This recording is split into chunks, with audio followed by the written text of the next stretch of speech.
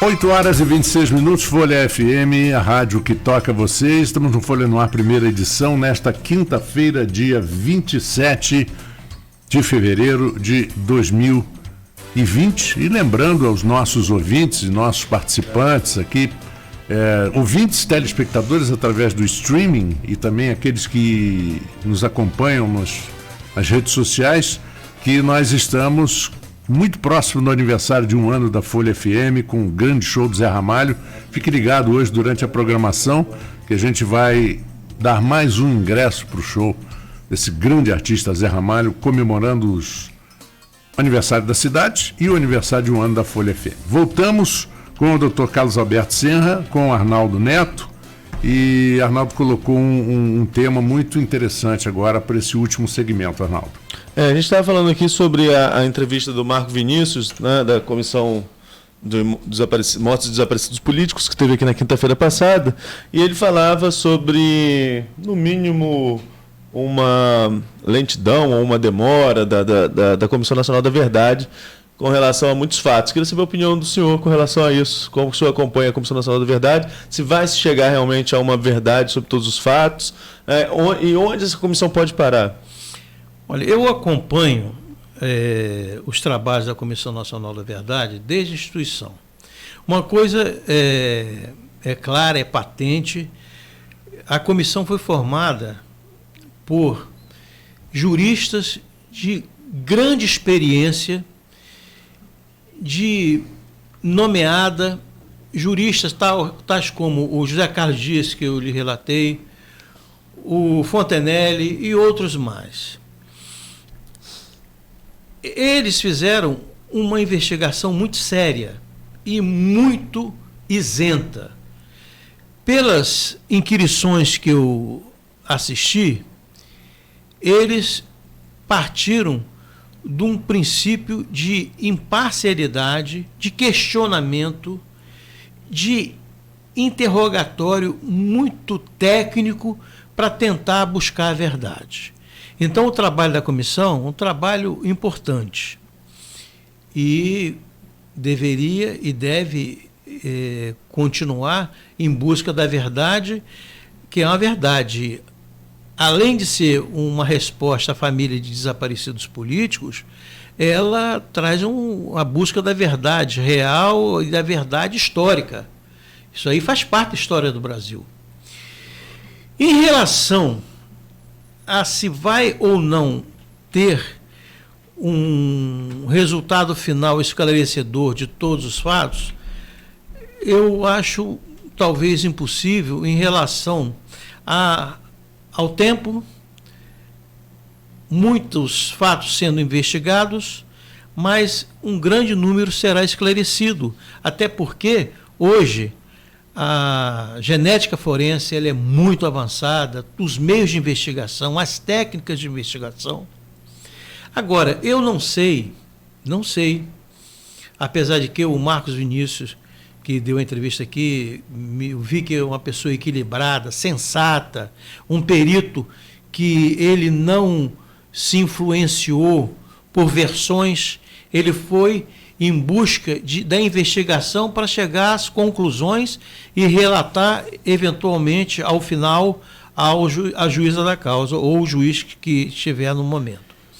Mas, em relação à situação atual, eu não sei como o governo Bolsonaro, que é um governo de direita, como ele sempre faz questão de afirmar, se ele vai propiciar à comissão meios suficientes para continuar os trabalhos e investigar da forma que deveria ser. Então, a minha posição é essa. Eu não sei se materialmente, com pessoas que tenham vontade de esclarecimento real da verdade. O Marco Vinícius colocou aqui essa questão do tempo, né? Que a comissão teria sido instaurada na década de 90, com um determinado período, mas que até hoje não concluiu os trabalhos. Como o senhor vê esse andamento das investigações? O que ocorre é o seguinte, a investigação, ela tem que ser uma investigação, como o caso enseja, muito aprofundada e ela não é uma investigação instantânea, tal qual, desculpe a comparação, instantânea igual um sonrisal que você botou no copo, daqui a pouco já está a solução ali do remédio. O remédio da solução desse problema grave que acontecera em alguns casos, não em Cambaíba, que diz respeito à história do Brasil. Então, eles vão investigando, vão fazendo as missões dele, como o Marcos Vinícius teve em Campos. Tem material, no caso de Perus, que está no exterior, já há anos fazendo pesquisa de genética forense para se investigar se aquela ossada é ou não de determinado preso e torturado político ou não. Então a questão cinge-se nisso aí. Agora, no governo Bolsonaro, eu não sei se terá vontade política de dar continuidade como foi nos governos anteriores. Agora tem essa questão do desfecho do caso, né? O Marco Vinícius colocava aqui que pode chegar um momento de que não vai ter mais elementos para que se chegue a uma conclusão de que se realmente é o corpo de um desaparecido político, se não é, mas deveria ter um desfecho. Fosse um memorial, o governo reconhecendo que essas pessoas foram mortas e foram perseguidas pelo regime ditatorial. Eu acho que realmente é isso, a família precisa desse desfecho. O grande problema, eu vejo o seguinte: o grande problema é que grande parte de arquivos do período militar foram destruídos. Se não me falha a memória, o Fantástico localizou numa região do país documentos, parte incinerados, parte não. Então o que acontece? Para investigar esse fato, teria que haver o quê? Primeiro, a prova da entrada do preso político numa unidade prisional, no caso do ICOD. Depois, a saída dali ou não, o período de permanência. Esses arquivos, eu quero crer que não estão disponíveis, e se tiver alguma coisa disponível, ele não é completo, ele deve ter sido já adulterado, alterado. E a prova pericial, ela tem que ser feita, preferencialmente, logo no começo do evento. Da investigação, Da investigação, porque ali estão os elementos, a posição dos fatos, dos corpos, como foi, como não foi. E hoje se vê que não tem essa possibilidade real de investigação pelo lapso do tempo. 78, tem uns fatos que ele fala de 73, nós estamos em 2020. Já se vão... e tem aquela história também, né, 40 e tantos anos. Se prova por extratos bancários que a pessoa X declara que entregou 40 mil reais a fulano. E vê-se que da conta dessa pessoa X saíram 40 mil. E vê-se que na conta do fulano entraram 40 mil. Mas aí vem aquela história de dizer, sim, mas cadê mas isso não é prova. O que você quer? Corrupto, ladrão dá recibo? Então é muito complicado. Essa questão, eu tenho para mim que ainda leva muito tempo de investigação, não só pela Comissão Nacional da Verdade, caso haja essa vontade política do governo Bolsonaro, e nesses casos que estão ajuizados, principalmente esse de Campos, o trâmite vai ser longo. Agora eu te pergunto, eu vou fazer esse questionamento. O fato dessa área onde era situado o Parque Industrial de Cambaíba ter sido alienado em asta pública, não subtrai de Cambaíba a legitimidade de produzir a sua mais ampla geral defesa e o contraditório no processo. Por quê? Porque, segundo o relato do Guerra, foram 10 corpos incinerados. Aí você me diz, o que isso advirá em termos de indenização? Quer dizer que Cambaíba fica de fora e só será instado a comparecer depois com a apresentação da fatura condenatória, de uma sentença condenatória. E Cambaíba, a pessoa jurídica de Cambaíba é ativa. Ela tem ações na justiça, tem créditos a receber. Então, houve, no meu modo de entender, um grande erro de apreciação judicial, que entendeu o seguinte: já que Cambaíba, aquela área ali onde a sede tinha sido arrematada, então ela não tem mais interesse. Mas tem sim, porque ao final, se provado, o que a gente sabe que não será, ou espera que não seja, viria uma sentença condenatória e a execução dessa sentença, e quem arcaria seria quem? Cambaíba. Aí viria quais créditos que eles têm, quais ações que tem na justiça, tem aquelas ações de diferença de estoque, etc. Então, a questão sim nesse aspecto aí. Eu vou encerrar a questão de Cambaíba, mas eu vou aproveitar, a gente tem ainda alguns minutos para a gente abordar uns outros assuntos, assim como eu fiz até mesmo com o Marco Vinícius, né, que é advogado, passou pelo Supremo como auxiliar, né, e a gente falou sobre alguns assuntos aqui. O primeiro assunto foi um assunto que a gente abordou no primeiro bloco, com relação ao presidente Jair Bolsonaro, nessa convocação aí para esse ato. Para o dia 15. Isso, que seria contra o Congresso, seria contra o Supremo Tribunal Federal. Aí o João da Costa Cunha trouxe aqui a Constituição, dizendo que o presidente não poderia... Crime de responsabilidade. Justamente. Queria saber a opinião do senhor com relação a esse contexto. Olha, o que ocorre é o seguinte: o processo de impeachment, ele é um misto de um processo jurídico e político. Mas, na prática, ele se revela mais político do que jurídico. Claro, várias vezes. O jurídico tem, afinal, um regramento que foi dado pelo ministro Luiz Roberto Barroso no caso da Dilma. E agora ficou todo o rito procedimental da Câmara e do Senado Federal. Câmara dos Deputados e Senado Federal. Em relação a uma eventual proposição, através de petição, de crime de responsabilidade do presidente, isso aí pode ser até que ocorra. Um grupo de juristas estudarem o caso, fundamentarem e apresentarem esse tipo de petição à Câmara dos Deputados. Agora, entre a apresentação e o eventual recebimento da denúncia pela Câmara, e aprovação, e depois o julgamento pelo Senado, eu acho que aí vai um distanciamento muito grande. Até porque as composições políticas, os interesses, os próprios posicionamentos políticos e ideológicos, eu quero crer que poderá acontecer essa petição de representação, que a própria OAB deve estar já se mobilizando, ou advogados de nomeada, mas é aquilo que eu disse: entre o recebimento dessa denúncia pela Câmara dos Deputados e um final julgamento eventual pelo Senado, eu acho que vai uma distância muito grande. Eu quero crer que isso a tendência vai se acomodar. Agora, até onde a situação será controlável, é difícil se prever. Porque o Poder Judiciário é o grande poder moderador da República.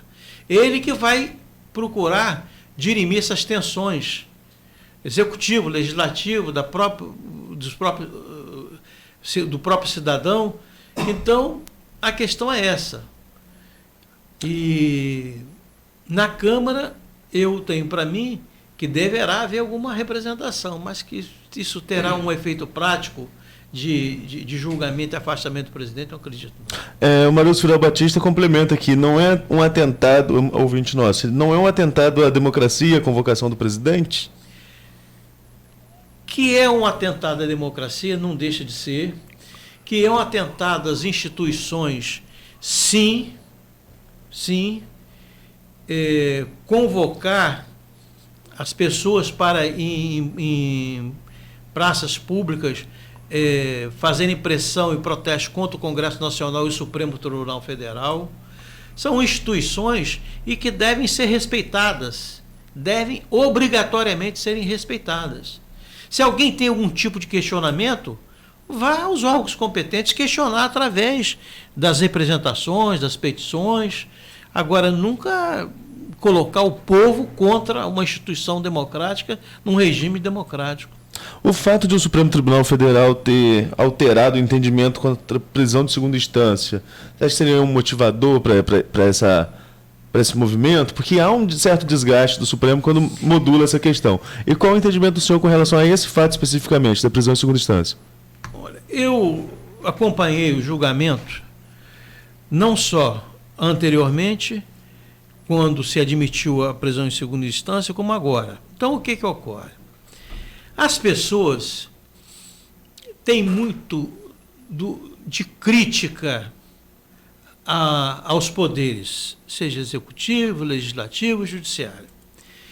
O que eu observo é o seguinte: o direito, ele não é uma ciência exata, ele admite interpretações. E os fatos sociais, em sua evolução, vão se transformando muitas vezes, e na maioria das vezes, em fatos jurídicos que vão ser levados, carreados ao Poder Judiciário. Eu vejo muitas críticas a ministros do Supremo Tribunal Federal. Algumas decisões, o advogado, o militante na vida forense, que seja o próprio juiz, o promotor, o defensor, o procurador, o advogado, ele pode até discordar pela fundamentação. Mas o que ocorre é o seguinte: nós temos no nosso Supremo Tribunal Federal grandes juristas, muitas decisões que são criticadas, são equivocadamente criticadas pela população que não conhece o direito. Muitas vezes o ministro Lewandowski concede um habeas corpus, o Gilmar Mendes, o Celso de Mello. Então, é uma crítica geral. Hoje em dia, é aquilo que a gente estava falando antes, Marco Antônio, nós estamos numa era de uma inquisição, a inquisição da era cibernética, da era digital, das redes sociais. Então, querem impor ao ministro do Supremo votar de acordo com a vontade da sociedade.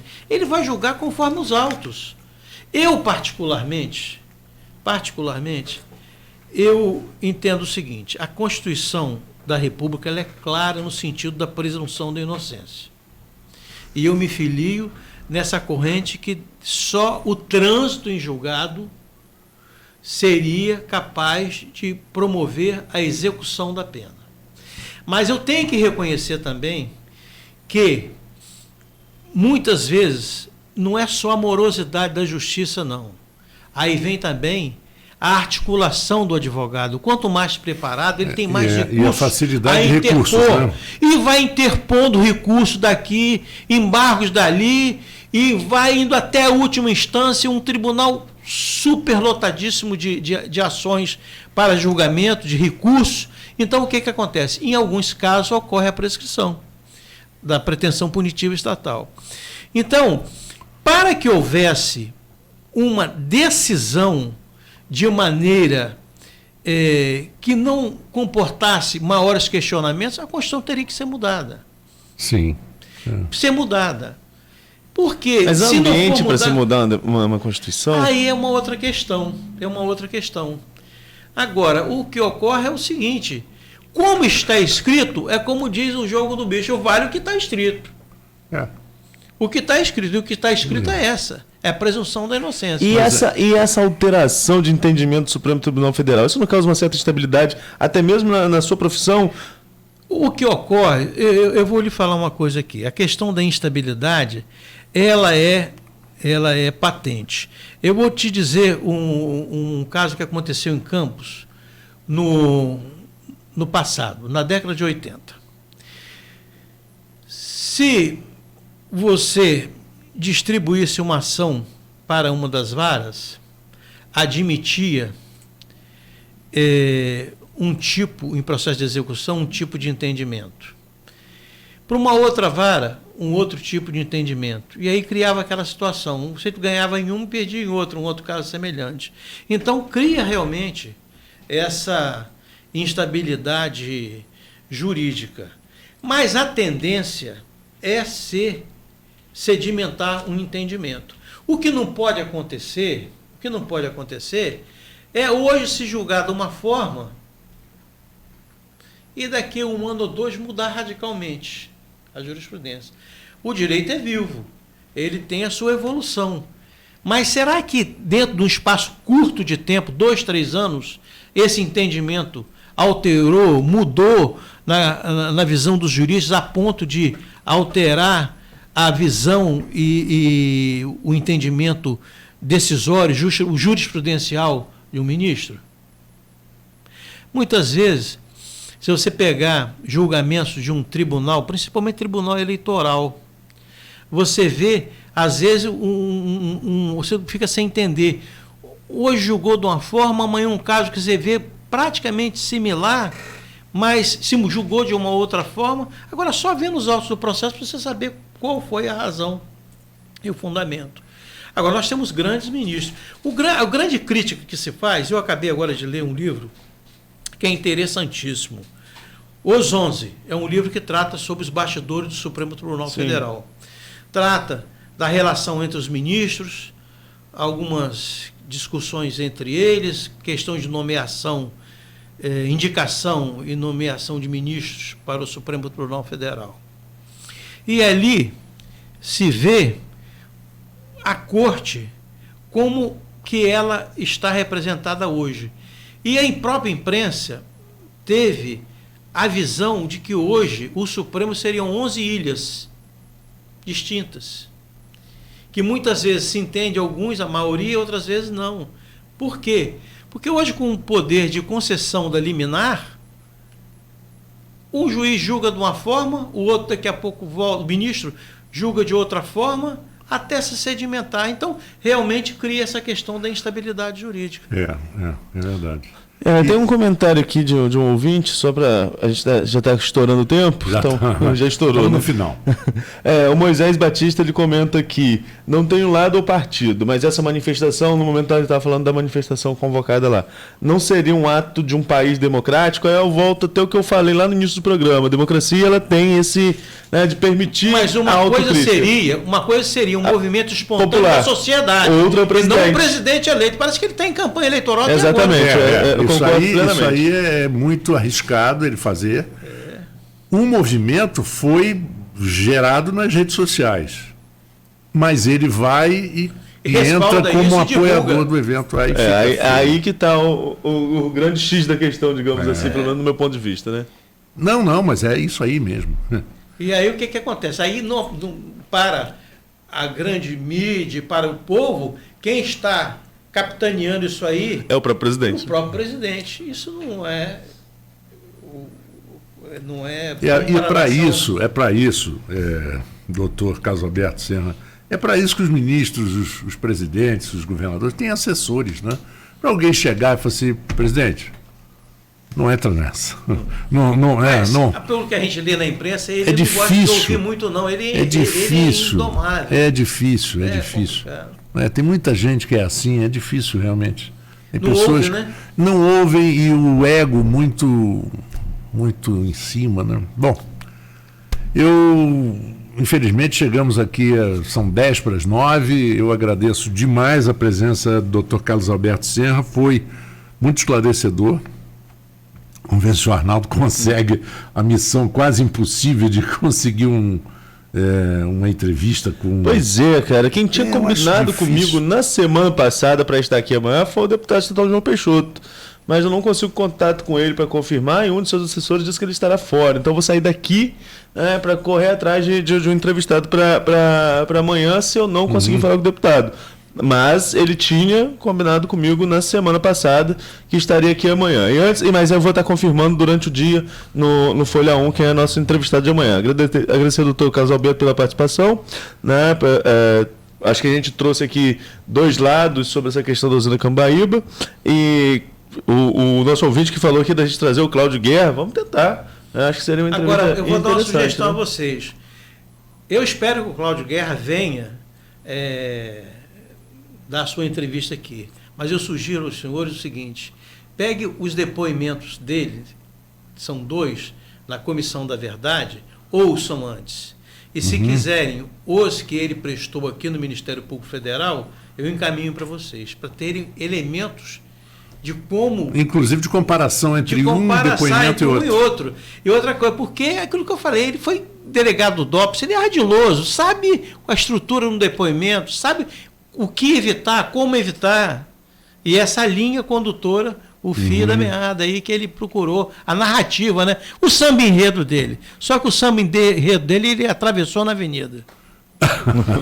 Agora, antes de concluir, teve um assunto na capa da edição de hoje que não foi lido no início do programa, mas é importante colocar no final, que foi mais um título do Flamengo ontem na Recopa, né?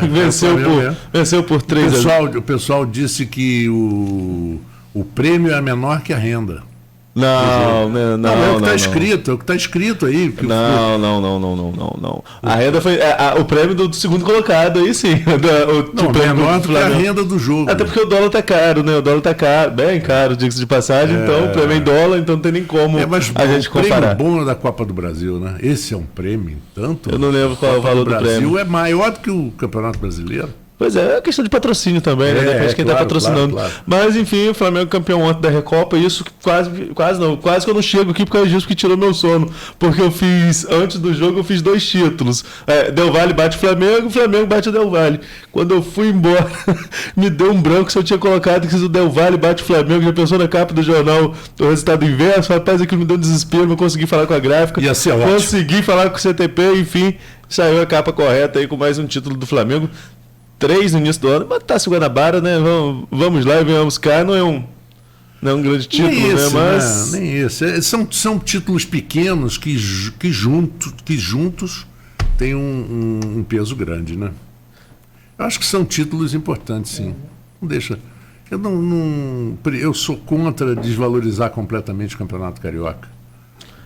Pois mas o Carioca passa por mais de 80 difíceis. anos. Era o grande campeonato. Era o campeonato que os times cariocas queriam vencer. Quando se falava em Fla-Flu, Flamengo e Vasco, Botafogo e Vasco, Botafogo e Flamengo, clássico vovô, aquele negócio, o clássico dos milhões, era campeonato carioca. Não era Brasileirão. Brasileirão nem existia. Abraço para você, Arnaldo. Até amanhã. Bom trabalho. Doutor Carlos Alberto Serra, as portas abertas. Muito obrigado da Folha pela FM. oportunidade.